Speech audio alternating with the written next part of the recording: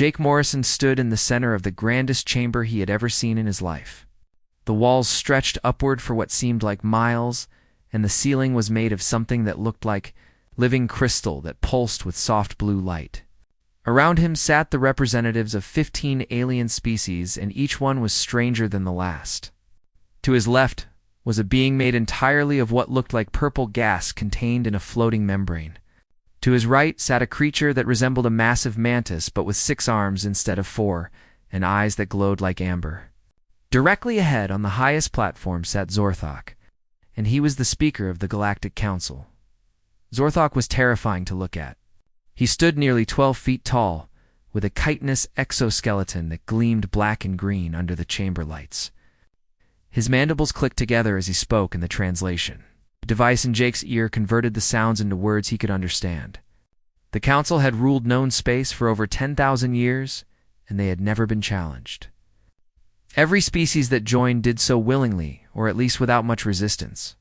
The Council brought peace and prosperity and technology that most species could never develop on their own. In exchange, they demanded obedience to Council law and respect for Council. Authority. Jake had been Earth's ambassador to the Council for 3 years now. He had attended hundreds of sessions and learned the complex politics of 15 different species. He knew which ones were allies and which ones barely tolerated each other. He knew that the crystalline, Klecta, never voted against the Void Dwellers, and that the Mantis Lords always abstained when military matters came up. He had become good at his job, and he thought he understood how the Council worked. But today was different. Today the Council had called an emergency session, and Jake had not been told why until he arrived. Zorthok's voice boomed through the chamber, and the translation made it sound cold and mechanical. He spoke about humanity's expansion into space, and how Earth had established 17 colony worlds in just under a century.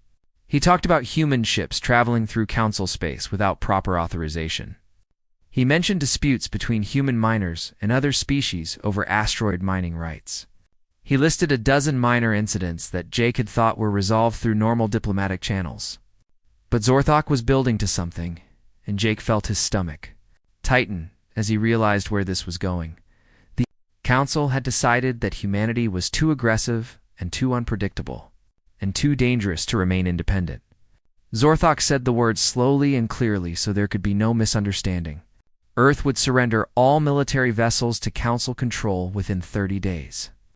All planetary defense systems would be dismantled and replaced with Council peacekeepers. Human colony worlds would accept Council governors who would oversee all military and political decisions. Humanity would be allowed to keep their civilian government, but only under Council supervision. Any resistance would be met with overwhelming force. The chamber fell silent after Zorthok finished speaking. Every alien eye or sensor or whatever they used to see was focused on Jake. They expected him to be shocked or afraid or maybe angry. They expected him to beg for more time or to argue that the Council was being unfair. Some of them probably expected him to accept immediately because what choice did humanity really have?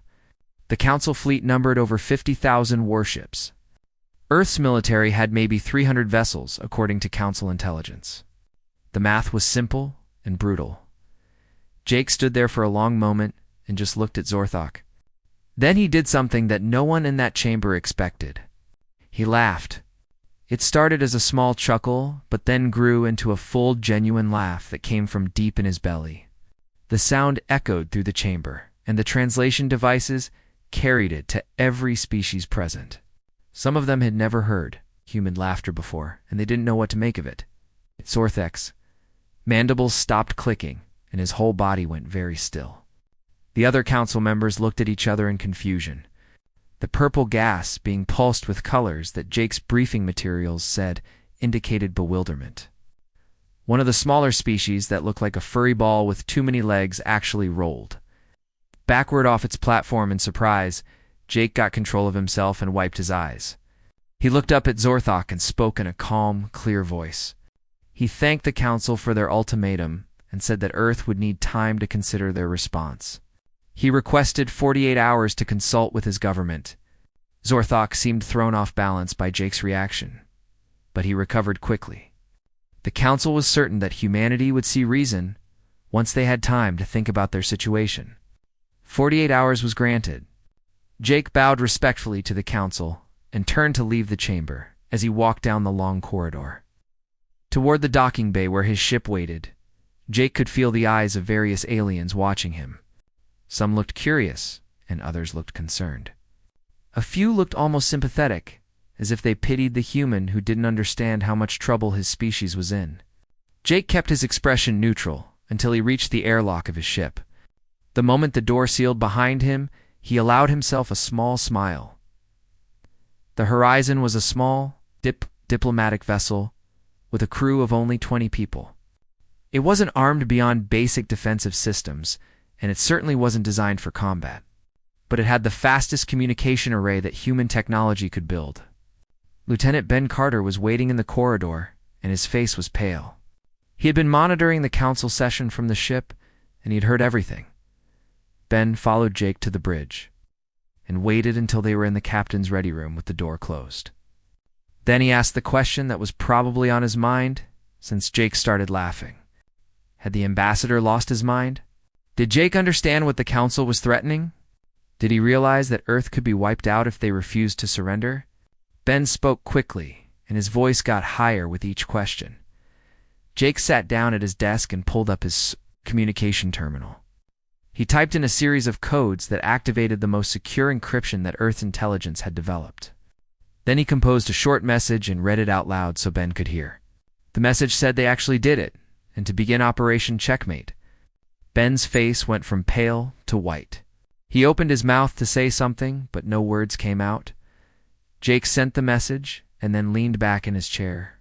He looked at Ben, and his expression was serious now. He told his aide that the next 48 hours would determine the future of humanity's place in the galaxy. He said that everything they had worked for over the past 3 years was about to pay off. He explained that the council had made a mistake, and it was the exact mistake that Earth had been waiting for them to make. The council assumed that humanity would be afraid and that fear would make them weak. But the council didn't understand humans very well. Ben sat down heavily in the other chair and asked, "What happens now?" Jake smiled again and said, "Now they wait." Earth had been preparing for this moment since the day humans first made contact with the Galactic Council. Every decision and every treaty and every compromise had been leading to this. The Council thought they knew everything about humanity, but they had only seen what Earth wanted them to see. They knew about the 300 military ships. They knew about the 17 colony worlds. They knew about human mining operations and trading vessels and diplomatic missions, but they didn't know the whole truth. Jake stood up and walked to the viewport that looked out at the massive council station. Thousands of ships from hundreds of species came and went from the docking bays. The station was a symbol of council, power, and authority. It had stood for millennia as proof that the council could maintain order across the galaxy. Jake wondered how much of that would still be true in 48 hours. He turned back to Ben and said, "They should get ready to leave. They had a long journey back to Earth, and there was a lot of work to do." The Horizon made the jump back to Earth in record time, and Jake Morrison barely slept during the 3-day journey. By the time his ship entered Earth's atmosphere, the Emergency Council had already been meeting for hours. President Claire Hammond sat at the head of a long table in the Situation Room deep beneath the Capitol building. Around her were the most important people in human government and military. Admiral Kate Sullivan commanded Earth Defense, and she had displays floating in the air showing ship positions across human space. General Chris Bennett ran ground forces, but his expertise in military history was why he was really there. Dr. Ryan Foster represented the science community, and he looked tired like he hadn't slept in days. Jake took his seat, and President Hammond nodded at him. She asked him to confirm what they had all heard through encrypted channels. Jake told them that the Council had done exactly what Earth predicted they would do. The ultimatum had been delivered with the exact terms that the Planning Committee had anticipated 3 years ago. 30 days to surrender all military assets or face destruction. The Council fleet was already positioning itself at the edge of the solar system as a show of force. 50,000 warships waiting for Earth's answer. Admiral Kate stood up and waved her hand through the holographic display. The image changed to show the true scope of who. military presence. She said the Council intelligence was correct about one thing, and that was the 300 military vessels. Earth's official navy consisted of exactly that number. But those ships were only the visible part of a much larger force. She pulled up another display that showed mining ships and cargo, haulers and research vessels scattered throughout human space. Each icon began to flash red as Kate highlighted their hidden capabilities. The Council had strict rules about military technology, and Earth had agreed to follow those rules when they joined. But the agreement only covered official military vessels. Nobody had said anything about civilian ships. Over the past 50 years, humanity had quietly militarized almost everything that could fly. The mining ship that spent its days breaking apart asteroids were also carried railguns that could punch through any shield the Council had. The cargo hauler that moved supplies between colonies had missile batteries hidden in its cargo bays. The research station studying radiation patterns around a distant star was actually a weapons platform with enough firepower to level a city. Dr. Ryan Foster cleared his throat, and everyone turned to look at him. He brought up his own set of displays and started talking about first contact. 3 years ago, when Earth's exploration ship encountered a Council patrol vessel, it had been the most important moment in human history. But Ryan had noticed something strange in the data they collected about the Council species. He spent months analyzing everything they could learn about the 15 different aliens, and he found a pattern that changed everything. None of them had ever fought a real war. Not the way humans understood war anyway. Every species in the Council had evolved as the dominant predator on their home world. They never had to compete with another intelligent species for resources. They never faced an existential threat from their own kind. When they did fight each other, it was more like a tournament than actual warfare. They had rules and honor codes, and they stopped fighting as soon as one side admitted defeat. The concept of total war was completely foreign to them. Ryan explained that this made sense when you thought about it. If you were the biggest and strongest creature on your planet, you never learned to fight dirty. You never developed the kind of desperate creativity that comes from being weak and hunted. The Council species fought to prove dominance or settle disputes, but they never fought for survival. Humans were different. Humanity evolved as prey animals who became predators through tools and intelligence and sheer stubborn refusal to give up. Human history was nothing but warfare on every level. General Chris Bennett took over and started going through human military history. He talked about ancient battles where tiny forces defeated massive armies through strategy. He mentioned wars that lasted decades and killed millions. He described weapons that could end all life on Earth, and the fact that humans built them anyway. He explained that human military doctrine was designed around one simple idea, and that was survival at any cost. Every human war had taught new lessons about how to fight, and how to win, and how to make sure your enemy could never threaten you again, the Council thought. They were dealing with a young species that would be easy to intimidate. They saw Earth's 300 ships and assumed that was all there was. They didn't understand that humans had been preparing for this moment. Since the day they learned they weren't alone in the universe, every human who looked up at the stars and wondered what was out there also wondered what would happen if those aliens were hostile. It was just how human minds worked. Admiral Kate brought up another display, and this one showed the real numbers. The 300 military ships were just the official navy. The militarized civilian fleet added another 8,000 vessels of various sizes. The hidden weapons platforms on asteroids and moons throughout the solar system numbered in the tens of thousands. The defense satellites orbiting Earth and every colony world could all be repurposed as offensive weapons in under an hour.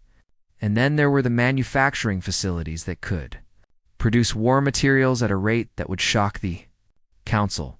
But the real secret was something even more dangerous and admirable. Kate hesitated before bringing it up. President Hammond told her to continue. Kate explained that the Council had banned artificial intelligence 3000 years ago after one of their species nearly destroyed itself with rogue AI. It was one of the few absolute laws that every Council member had to follow. Earth had publicly agreed to this ban, and they had even signed treaties promising never to develop true AI. The Council believed them because why would anyone lie about something so important? Commander Lisa Hayes stood. Up from her position at the far end of the table, she worked in a part of Earth defense that didn't officially exist. She told the room that humanity had never stopped AI research. They just got very good at hiding it. The computational systems that ran human ships and weapons platforms weren't quite true AI, but they were close enough. They could process battlefield data thousands of times faster than any biological brain. They could coordinate attacks across millions of miles with perfect timing. They could predict enemy movements and adapt tactics in real time. Lisa explained that this was the real reason Earth could fight the Council. It wasn't just about having more ships or better weapons. It was about having a completely different approach to warfare. Council species relied on individual skill and honor in combat. Human systems were designed to remove the individual from the equation as much as possible. Let the computers handle targeting and timing and tactics while humans made the big strategic decisions. It was efficient and brutal and completely outside the Council's experience. President Hammond listened to all of this and then asked the question that everyone was thinking. Could Earth actually win a fight against the Council? Admiral Kate didn't hesitate. She said yes, but it would be costly. Human casualties could be in the millions if the Council decided to attack colony worlds. The economic damage would take decades to repair. And even if Earth won, there was no guarantee the Council would accept defeat. They might just keep coming back with bigger fleets until humanity was ground down. Dr. Ryan spoke up again and said that was why Operation Checkmate was so important. The goal wasn't to destroy the Council fleet. The goal was to make them understand that fighting humans would cost more than they were willing to pay. Show overwhelming force, but don't use all of it. Demonstrate capability without causing unnecessary death. Give the Council a way to back down without losing too much face. It was a delicate balance, and everything had to go perfectly, or Earth would end up in a war of extinction. General Chris added that the psychological aspect was just as important as the military one. The Council had to believe that humans were not only capable of fighting, but willing to do it. That was why Jake's response had been so critical. Laughing at the ultimatum sent a message that Earth wasn't afraid. It made the Council uncertain, and uncertainty would make them cautious. A cautious enemy might be willing to negotiate instead of fight. Jake listened to all of this and thought about Zorthok's face when he had laughed in the Council chamber. The alien had been so sure of himself, so confident that humanity would surrender without question. That confidence was based on 10,000 years of species doing exactly that.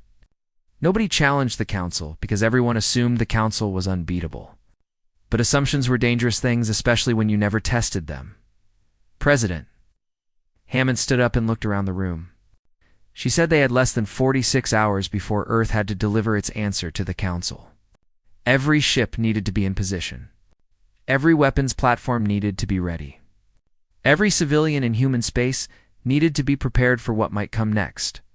She told Admiral Kate to begin final preparations for Operation Checkmate. She told Jake to prepare his response to the Council. And she told everyone else to get ready for the moment that would define humanity's future in the galaxy. The meeting ended, and people filed out of the Situation Room. Jake stayed behind and walked over to where President Hammond stood looking at a display of Earth. She asked him if he thought this would work. Jake considered the question carefully. He said that humans had survived ice ages and plagues and world wars and near-extinction events. They had clawed their way up from caves to starships, through nothing but determination. If anyone could pull off something this crazy, it was humanity. Hammond smiled and said she hoped he was right. The 48 hours passed faster than anyone expected, and Jake Morrison found himself standing in the Council chamber once again. This time the room felt different, more tense. The air seemed to crackle with anticipation, and every alien representative stood perfectly still as they waited for Earth's response. Zorthok occupied his high platform, and behind him on massive view screens floated images of the Council's grand fleet. 50,000 warships arranged in perfect formation at the edge of Earth's solar system. It was meant to be intimidating, and Jake had to admit it was an impressive sight. The Council chamber was more crowded than last time. Military commanders from each species attended via hologram, and their images flickered around the room like ghosts. Jake recognized some of them from intelligence briefings. Admiral Kreth of TH Void Dwellers, who had never lost a battle in 300 years of service. Commander Silith of the Crystalline Collective, whose tactical skills were legendary. General Vorn of the Mantis Lords, who led the largest single fleet in Council space. They were all here to witness humanity's surrender. Zorthok S. Mandibles clicked together as he called the session to order. His voice carried that same mechanical tone through the translation device, but Jake thought he detected something new underneath it. Impatience, maybe, or anticipation. The speaker gestured toward Jake with one of his massive clawed arms and demanded Earth's answer. The time for discussion had passed. Humanity would comply with the Council's terms, or face the consequences. There would be no negotiation and no compromise. Those 50,000 ships were ready to move on his command. Jake stood in the center of the chamber, exactly where he had stood 2 days ago. He wore his formal diplomatic uniform, and his hands were clasped behind his back. He looked up at Zorthok and met the alien's multifaceted gaze without blinking. Then he spoke one word clearly and firmly. No. The chamber erupted into chaos. Aliens made sounds that the translation devices struggled to interpret, the purple gas being pulsed through a dozen different colors. One of the smaller species actually fell off its platform again. The military commander's holograms flickered as they all started talking at once. Zorthok's mandibles stopped clicking entirely and his whole body went rigid. The speaker raised his arms for silence, and slowly the noise died down. He leaned forward on his platform and spoke slowly like he was talking to a child who didn't understand something simple. He explained that Jake must have misunderstood the situation. This was not a negotiation. Earth did not have the option to refuse. The Council's fleet outnumbered human forces by more than 100 to 1. Resistance was mathematically impossible. Surely the human government understood basic arithmetic. Jake nodded politely and said that humanity understood the numbers perfectly well.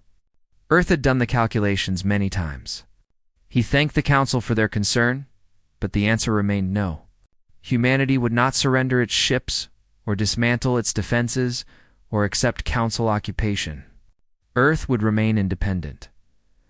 Zorthok's voice rose in volume, and the translation made it sound harsh and angry. He demanded to know if Jake was volunteering to lead his entire species to extinction. Did humans have no sense of self-preservation? Were they so proud that they would choose death over the Council's generous offer of protection? The speaker gestured at the view screens showing the massive fleet. That was the future of anyone who defied the Council. Jake smiled and asked if the Council would like a demonstration before things went any further. Zorthok paused in confusion. A demonstration of what? Jake said a demonstration of why Earth's answer was no. Before the speaker could respond, Jake touched the communication device in his ear and spoke a single word. Begin. Every view screen in the chamber changed. Instead of showing the Council fleet from a distance, the displays now showed individual ships in perfect detail. The feed was coming from sensors that shouldn't exist this far into Council space. Sensors that were tracking every single vessel in the massive formation. Jake heard gasps and surprised sounds from around the chamber as the aliens realized what they were seeing. Lieutenant Sophie Grant's voice came through the chamber's communication system. She was broadcasting from Earth Defense Command, and her voice was calm and professional. She greeted the Council politely and introduced herself as Tactical Coordinator for humanity's defensive operations. Then she gave a simple 2-word order. Light up the view screens showed what happened next. Throughout the solar system, thousands of objects that the Council had ignored suddenly powered up. Asteroids that were supposed to be simple mining operations revealed weapons platforms. Moons that held small research stations deployed massive railgun batteries. The space stations orbiting Earth and the colony worlds activated defense grids that made them look like metal porcupines. Every single one of those weapons locked targeting solutions onto Council vessels, but that was just the beginning. The civilian traffic that the Council had tracked moving through human space began broadcasting military transponders. Mining ships revealed hidden armaments. Cargo haulers opened bays that contained missile batteries. Research vessels activated weapon systems that violated 6 different Council treaties. What the Council thought was a peaceful civilian presence was actually a hidden military force. Admiral Kate Sullivan's face appeared on the main view screen, and she looked directly at Zorthok. She didn't make threats or raise her voice. She simply provided information like she was giving a weather report. The Council fleet currently had approximately 15,000 targeting solutions painted on it from human weapons platforms. Each Council vessel had an average of 30 different weapons aimed at it. Those were just the conventional forces and didn't include classified systems that Earth preferred to keep in reserve. Kate continued in that same calm voice. Human military doctrine was based on overwhelming force and redundancy. Every target received multiple firing solutions because humans assumed that some weapons would miss or malfunction. It was inefficient by Council standards, but very effective. She brought up tactical displays showing firing patterns and damage projections. If Earth opened fire with even 50% of available weapons, the Council fleet would lose approximately 40% of its ships in the first 30 seconds. The Council chamber was completely silent now. Every alien stared at the displays showing their fleet surrounded by targeting indicators. The military commanders' holograms flickered as they frantically checked their own sensors and confirmed what the humans were showing them. It was all real. Every single targeting lock was active and ready to fire. Zorthok found his voice and said this had to be a bluff. Humanity couldn't possibly have hidden this much military capability. The Council had been monitoring Earth for 3 years. Their intelligence reports were thorough. Jake shrugged and said that human intelligence services were apparently better than Council intelligence services. Everything Admiral Kate showed them was real and ready to fire on command. One of the military commanders spoke up. Admiral Kreth of the Void Dwellers demanded to know how Earth expected to maintain this standoff. Human forces might have the advantage now, but they couldn't stay on alert forever. Eventually they would have to stand down, and then the Council would strike. Kate answered that question too. She explained that the automated systems running most of humanity's weapons didn't get tired. They could maintain firing solutions indefinitely, and human crews rotated on shifts that allowed constant readiness. Another commander asked about the AI systems. General Vorn said his sensors were detecting computational patterns that suggested artificial intelligence. That was forbidden by Council law. Jake responded that Earth had signed a treaty promising not to develop true AI, and they hadn't. What they had developed was sophisticated automated systems that fell just short of true intelligence. Technically legal, even if the Council didn't like it. Zorthok slammed one of his massive claws on the platform, and the sound echoed through the chamber. He declared that this changed nothing. The Council would not be intimidated by human tricks. If Earth wanted war, then war they would have. He turned to the military commanders and ordered the fleet to advance. Show these upstart humans what happened when you challenged the Council's authority, Admiral. Kreth hesitated and asked if the speaker was certain. The tactical situation was not favorable. Zorthok insisted that it didn't matter. The Council could not back down from a direct challenge. Their authority across the galaxy depended on showing strength.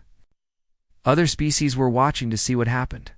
If the Council retreated from Earth, then every other species would think they could defy Council orders. Jake watched this exchange and felt something cold settle in his stomach. He had hoped the demonstration would be enough. That showing the Council they couldn't win easily would make them reconsider. But Zorthok was too proud or too scared of looking weak.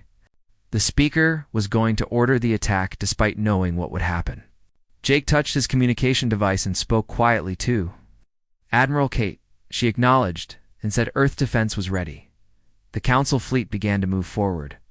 50,000 ships advancing in formation toward Earth. Their shields powered up, and weapons went active.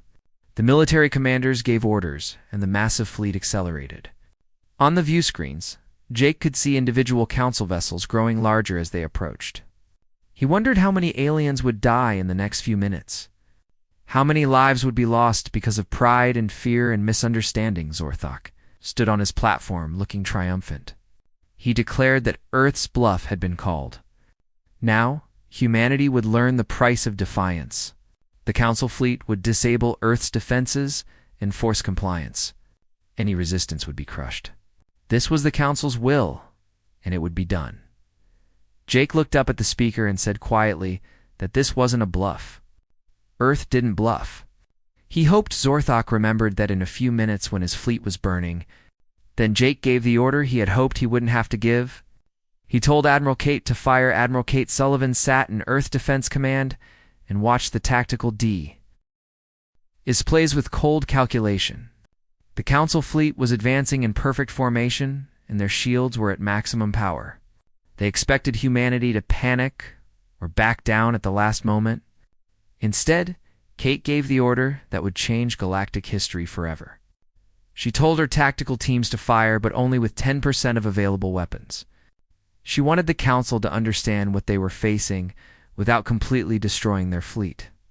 There was a difference between winning a battle and starting a war of extinction. The first weapons to fire were the railguns mounted on asteroid platforms throughout the solar system. Tungsten rods accelerated to a fraction of light speed and crossed millions of miles in seconds. Council shields were designed to absorb energy weapons like lasers and plasma cannons. They were very good at dispersing heat and electromagnetic radiation. But kinetic weapons were different. The tungsten rods didn't care about energy shields. They just punched straight through like bullets through paper. On the view screens in the Council chamber, Jake watched as 12 Council ships simply ceased to exist in the first 3 seconds. The kinetic rounds hit their targets with such force that the vessels exploded into clouds of debris. There was no time for the crews to escape, and no warning before impact. The aliens sitting around Jake made sounds of horror and disbelief. Zorthok's mandibles hung open, and he stared at the screens, like he couldn't process what he was seeing. The second wave of weapons came from satellites positioned throughout human space. These weren't normal lasers. They were nuclear-pumped systems that fired through dimensional rifts that Council science didn't fully understand. The beams appeared inside Council ships, bypassing shields entirely. Reactors overloaded, and life support systems failed. Ships went dark and began drifting as their crews scrambled to understand what had happened. No alarms had warned them, and their shields had shown no impact. Commander Luke Patterson led a strike group of what the Council had classified as basic patrol ships. His orders were to disable, not destroy. Luke's ships moved through the Council formation with speed that shouldn't have been possible for vessels of their size. Human engines were built different. They prioritized acceleration and maneuverability over the steady cruising speed that Council ships used. Luke's group targeted the larger Council vessels and fired electromagnetic pulse weapons that fried electronic systems without killing the crew. The Council fleet tried to respond, but they had never trained for this kind of combat. Their doctrine was based on honor duels, where ships faced each other and exchanged fire until one side yielded. They expected formation fighting where both sides maneuvered slowly and tried to get tactical advantages. Human tactics threw all of that out. Human ships attacked from multiple angles at once. They fired and relocated before return fire could reach them. They ignored formations and targeted command vessels first. Admiral Kreth tried to rally his forces and ordered his fleet to break formation and engage individually. That was exactly the wrong order to give. The moment the Council ships broke their defensive formation, human targeting systems locked onto the isolated vessels. Commander Lisa Hayes watched from her station as the automated systems calculated firing solutions faster than any biological mind could process. She saw the Council ships scatter in 12 different directions, and she saw human weapons tracking every single one. The chaos got worse with each passing second. Council ships were trying to retreat, but they collided with other vessels behind them. Their communication systems were being jammed by human electronic warfare units. Captains couldn't coordinate with each other, and some ships fired wildly, hitting their own allies by mistake. The perfect formation that had looked so intimidating 10 minutes ago was now a disaster of burning hulks and panicking crews. Jake stood in the Council chamber and watched the timer. In the corner of the tactical display, 30 seconds since Earth opened fire. 1,500 Council vessels disabled or destroyed. The remaining ships were in complete disarray. He saw Zorthok slumped on his platform, and the other Council members were too shocked to speak.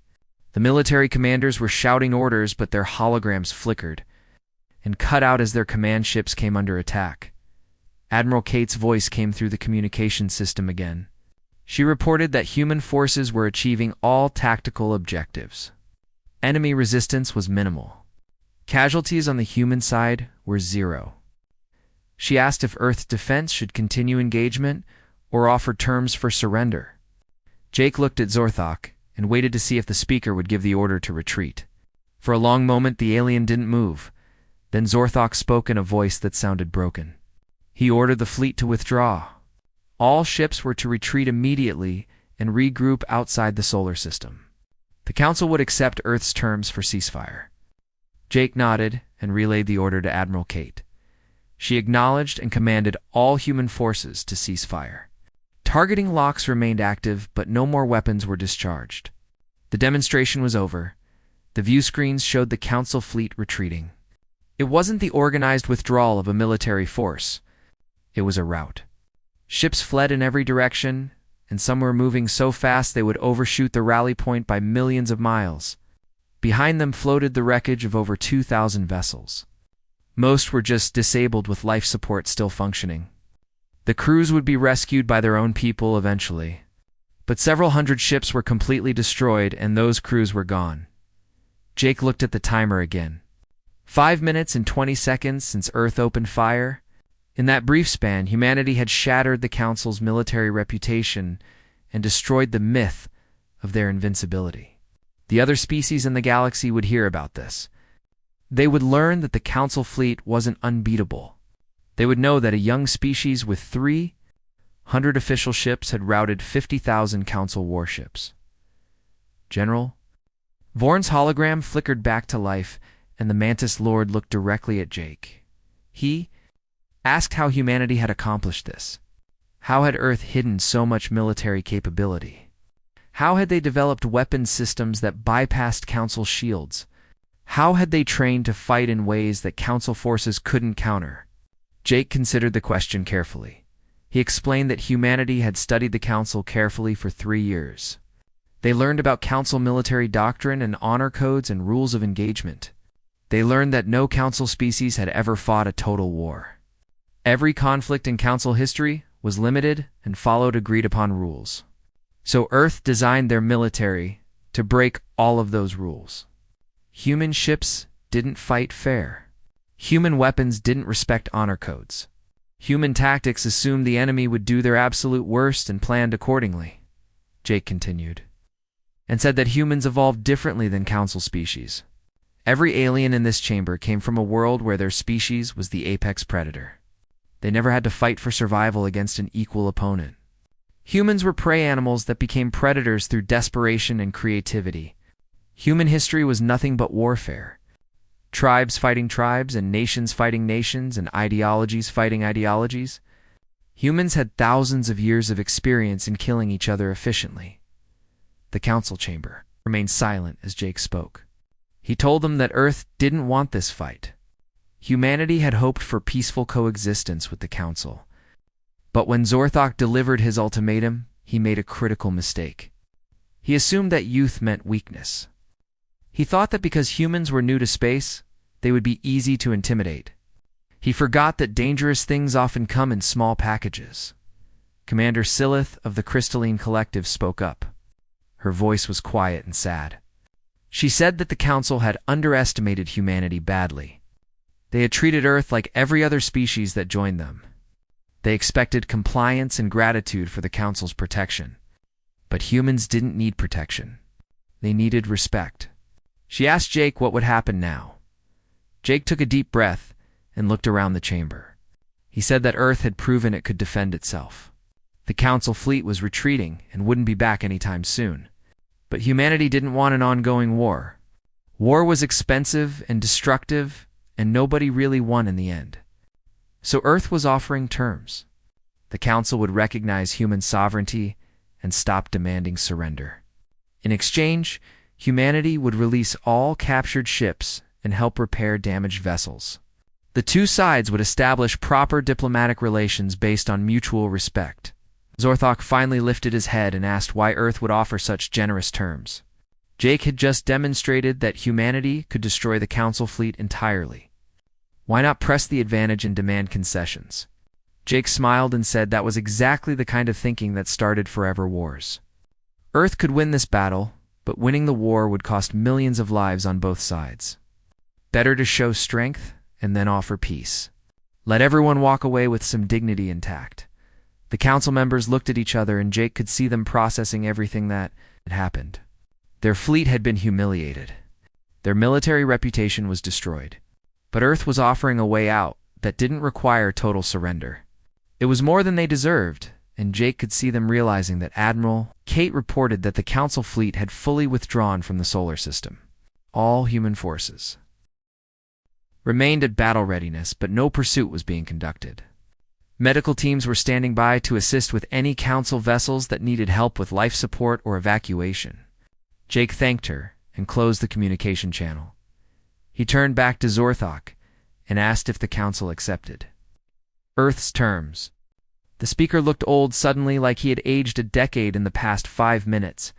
He clicked his mandibles together slowly and said the Council would accept. There would be no more demands for Earth's surrender. Humanity would be recognized as an independent power. The two sides would negotiate a proper treaty as equals. Jake bowed respectfully and said he looked forward to those negotiations. Then he turned and walked out of the council chamber, leaving behind a room full of shocked and humbled aliens. Behind him, he heard the sounds of various species talking in hushed tones. The galaxy had changed in 5 minutes, and everyone knew it.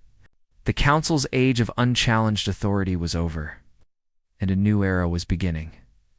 3 weeks after what everyone now called the 5-Minute War, the galaxy was still trying to process what had happened.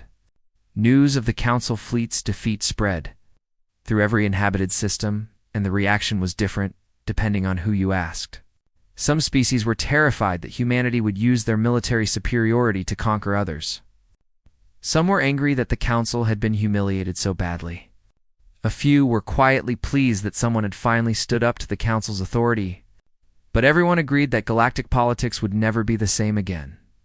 President Claire Hammond stood before the full Galactic Council, and this time she was addressing them as an equal, not as a petitioner seeking membership. The Council had formally recognized Earth's sovereignty and withdrawn all demands for military surrender. Now, the hard work of building actual peace would begin. Claire looked around the chamber at the 15 alien species, and she could see different emotions on their faces, or whatever they had that showed emotion. Fear and respect and curiosity, and in some cases, actual interest. She began her speech by acknowledging what had happened. Earth had demonstrated military capability that shocked the Council, and humanity understood why that was frightening. No species in Council history had ever hidden their true strength so completely. No one had ever challenged the Council's military and won. But Claire explained that humanity didn't demonstrate their power out of aggression. They did it because the Council left them no choice. When someone threatens to take away your freedom, you either surrender or you fight. Humans had chosen to fight. But fighting wasn't the end goal, Claire continued. Humanity had studied Earth's own history carefully, and they learned that military victory meant nothing if you couldn't build peace afterward. Wars that ended with one side crushed and humiliated always led to more wars later. So Earth was offering something different. Not peace through domination, but peace through mutual understanding. She said humanity wanted to share what they had learned over thousands of years of warfare and conflict. Admiral Kate Sullivan was given permission to address the Council next. She explained that she had spent the past 3 weeks working with Council military commanders to analyze what went wrong during the battle. The results were humbling for both sides.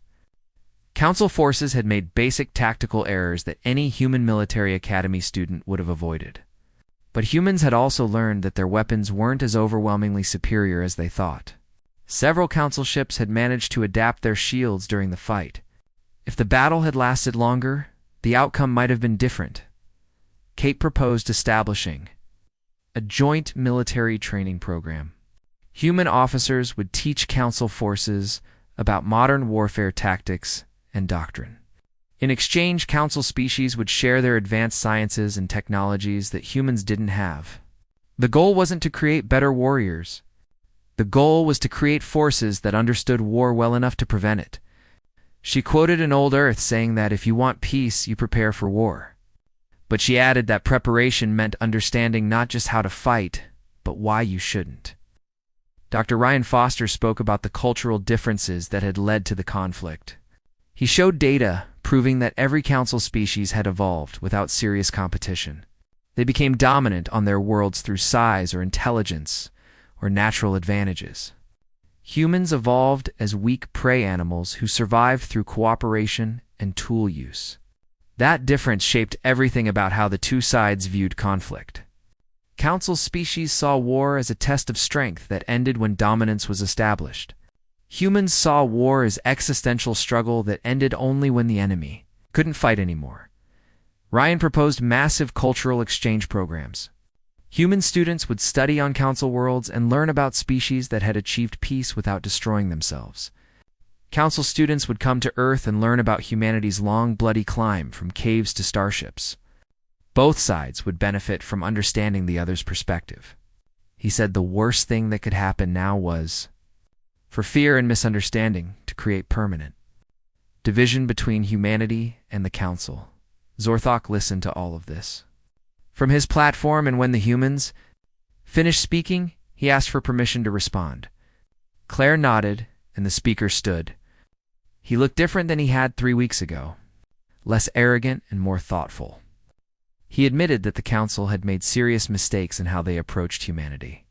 They saw a young species and assumed that meant inferior. They judged Earth by council standards and never considered that humans might operate under completely different rules. The speaker said the council had governed the galaxy for 10,000 years, and during that time they had grown complacent. No one challenged their authority, and no one questioned their decisions. They had forgotten that power without wisdom was dangerous. Humanity had reminded them of that lesson in the most dramatic way possible. Now the council had a choice. They could retreat into isolation and nurse their wounded pride, or they could accept that the galaxy had changed, and they needed to change with it. Zorthok announced that the council was accepting Earth's proposals. There would be joint military training programs and cultural exchanges and proper diplomatic relations. But he also proposed something new. He suggested that humanity join the council, not as a subordinate member, but as an equal partner. Earth would have a vote on council decisions, and human representatives would sit in this chamber. In exchange, humanity would share their knowledge of warfare and conflict resolution. The galaxy needed what humans knew, even if it was uncomfortable to admit. Claire considered the offer carefully. She said Earth would accept on 3 conditions. First, that human sovereignty would be absolute with no council oversight of internal affairs. Second, that the joint programs would be voluntary, with no species forced to participate. Third, that Earth would have veto power over military actions it considered unjust. Zorthok agreed to all 3 terms, and the council voted to formalize the new arrangement. Humanity was now part of the Galactic Council as a full member. The months that followed were busy for everyone involved. Admiral Cade established training facilities on 3 different worlds where council military officers learned human tactics. The classes were humbling for the aliens. They discovered that what they thought was comprehensive military knowledge was actually quite limited. Human instructors taught them about asymmetric warfare and guerrilla tactics and psychological operations. They learned about logistics and intelligence gathering and the importance of knowing your enemy. Many council officers went home with completely different views of what it meant to be a soldier. Commander Luke Patterson ran exchange programs where council species sent observers to watch human military exercises. The aliens were shocked by how realistic the training was. Human soldiers trained in actual combat conditions with live ammunition and real danger. Council forces had always trained in safe simulations because the idea of risking lives during peacetime seemed wasteful. But humans explained that realistic training saved lives during actual combat. Better to learn hard lessons during exercises than during real battles. Dr. Ryan's cultural exchange programs were equally eye-opening. Human students who studied on council worlds came back with new perspectives on peace and cooperation. They saw societies that had never experienced world wars or genocides or nuclear weapons. They learned that conflict wasn't inevitable and that species could exist without constant competition. Many of those students became diplomats and scientists who helped bridge the gap between human and council cultures. Council students who came to Earth had different experiences. They visited museums that showed humanity's violent history in graphic detail. They read about wars that killed millions and weapons designed to end all life on the planet. They learned that humans had come within minutes of destroying themselves multiple times. But they also learned about how humanity had stepped back from the brink and chosen peace. They saw that the same species capable of such violence was also capable of mercy and compassion and hope. Jake Morrison became Earth's permanent representative to the Council. He worked with Zorthok to establish new protocols for resolving disputes. The old system where the Council simply imposed decisions was replaced with actual negotiation and compromise. Species that had grievances could present them to a neutral panel that included human mediators. Jake found that his experience laughing at the Council's ultimatum had earned him respect from many aliens. They saw him as someone who understood both strength and restraint. 1 year after the 5-minute war, Jake sat in a diplomatic lounge with Zorthok sharing drinks.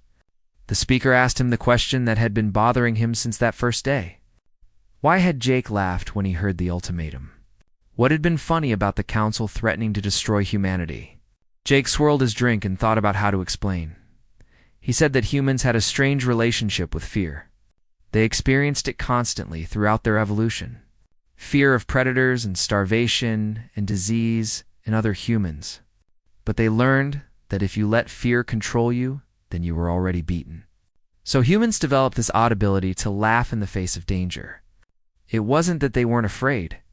It was that they refused to let fear make their decisions for them. When Zorthok delivered the ultimatum, Jake had felt genuine fear for his species. But he also felt something else. He felt almost relieved that the waiting was over and that humanity could finally show what they were capable of. Zorthok clicked his mandibles in the pattern that Jake had learned meant thoughtful consideration.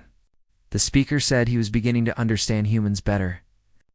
They were a species of contradictions, capable of terrible violence, but also capable of mercy.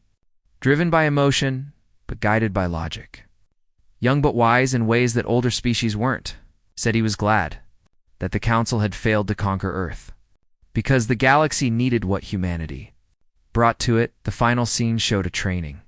A facility where young recruits from a dozen different species trained alongside human soldiers. A crystalline collective warrior practiced hand-to-hand combat with a human marine. A Void Dweller pilot flew formation with human fighters. A Mantis Lord officer studied human military history with intense focus. They were learning from each other, building relationships that would shape the galaxy's future, above them all. Admiral Kate watched from an observation deck. She thought about how far everything had come in just 1 year. The Council that had demanded Earth's surrender was now humanity's partner. The species that had threatened war were now learning from human experience. It wasn't perfect, and there were still tensions and misunderstandings, but it was progress. She remembered something her old instructor had told her back at the academy. He said that the greatest victory wasn't destroying your enemy. It was turning your enemy into your friend. Earth had won the battle in 5 minutes, but they were still working on winning the peace. That would take much longer, but it would be worth it.